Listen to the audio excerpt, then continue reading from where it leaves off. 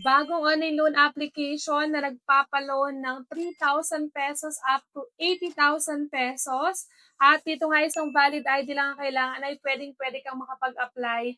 And kahit nga ikaw ay merong bad credit history, ay naku, malaki pa rin ang chance mong ma-approve dito dahil ang aking application dito nga po ay na-approve.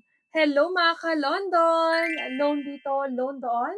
Panibagong araw, panibagong online loan application na naman ang ating pag-uusapan at re-reviewin.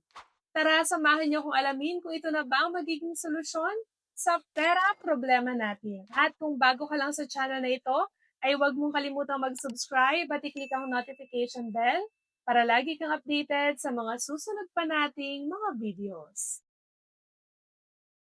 Ayan nga, tama kayo nang narinig dahil dito sa ating inapalayang online loan application na bagong-bago ay na-approve po ako at hindi nga lang po 2,000 pesos ang ibinigay sa aking credit limit nito. And alam niyo naman, may mga bad credit history din po tayo sa paglo-loan.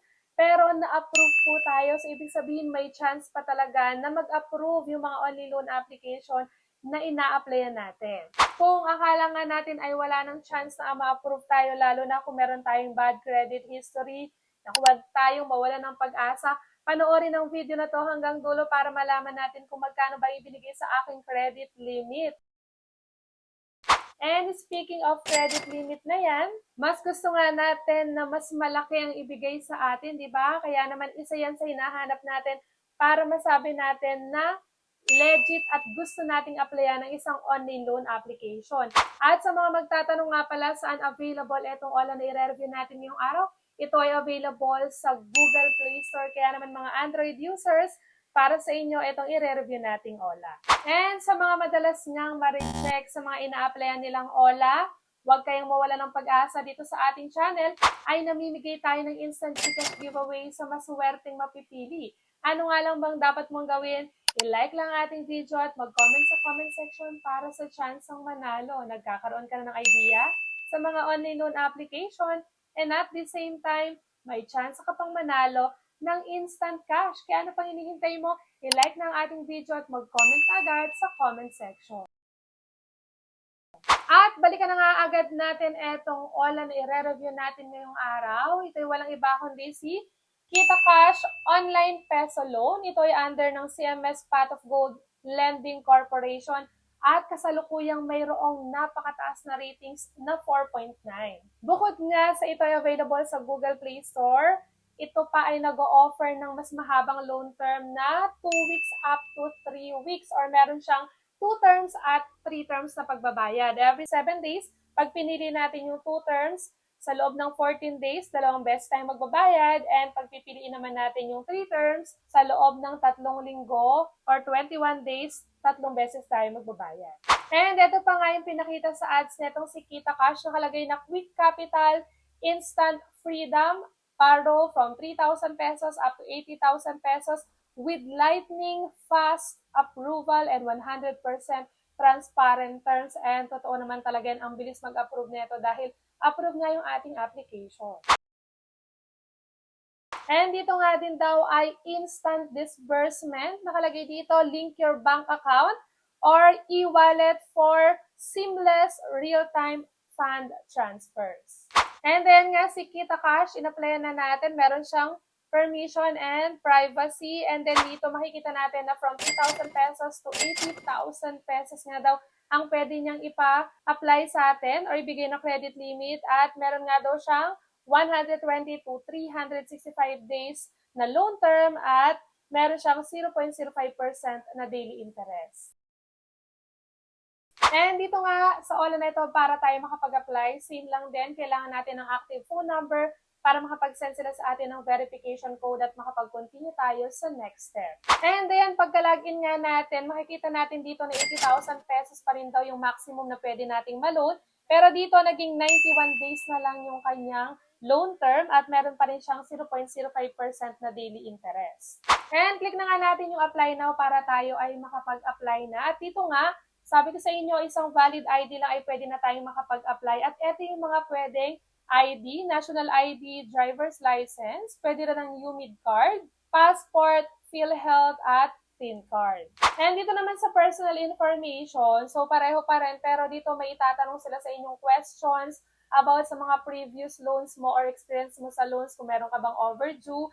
And then dito kasama pa rin ang educational level, kung anong natapos mo, marital status kung married or single, monthly expenses, ilalagay natin dyan.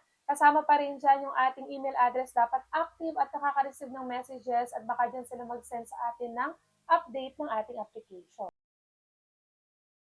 And sa contact reference naman, kailangan lang natin ilagay is 3. And syempre, pakaisipin pa rin natin mabuti kung sino ilalagay natin dyan dahil for sure, may chance or malaki ang chance na tawagan sila or message sila ng OLA or ng mga agent ng OLA once na due date na natin at hindi pa rin tayo nakakapagbayad. And dito naman sa withdrawal account or bank account information, dito natin pwede ma-receive at bayaran yung ating loan through GCash, PayMaya, GrabPay at banks. And ayan, ganyan lang kabilis yung ating application. Dito na agad tayo sa pinaka-exciting part at pinaka-hinihintay nating part ng ating review. Dito natin malalaman kung magkano ba talaga ang binigay sa aking credit limit. At hindi nga po 2,000, kundi 4,000 pesos. At meron nga siyang binigay sa akin dito na pagpipilian kung 2 terms or 3 terms. Kung 2 terms ang ating pipiliin, is kailangan nating magbayad ng 2 beses or mahati sa pagbayad ng 2 beses. Una is magbabayad na tayo sa July 12 kasi ngayon ay July 5. So, 7 days, magbabayad na tayo ng 2,399 pesos. And yung pangalawang pagbabayad natin sa July 19 ay magbabayad ulit tayo ng 2,399 pesos. And sa susunod na pagbayad, yung third pagbabayad natin is 1 peso na lang. And kung i-compute nga natin yung dalawang 2,399 na yan, sa loob ng 2 weeks or 14 days, ay aabot sa 4,799 pesos lang ang aabutin ng ating repayment amount. So, ibig sabihin, yung 4,000 pesos natin na ni-loan is magkakaroon lang ng interest na 798 pesos. Pero syempre, i-check pa rin natin kung magkano ba yung na-receive ko. And kung 3 terms naman ang pipiliin natin, magbabayad tayo sa July 12 ng 1,735 pesos. And then sa July 19 is 1,735 pesos ulit.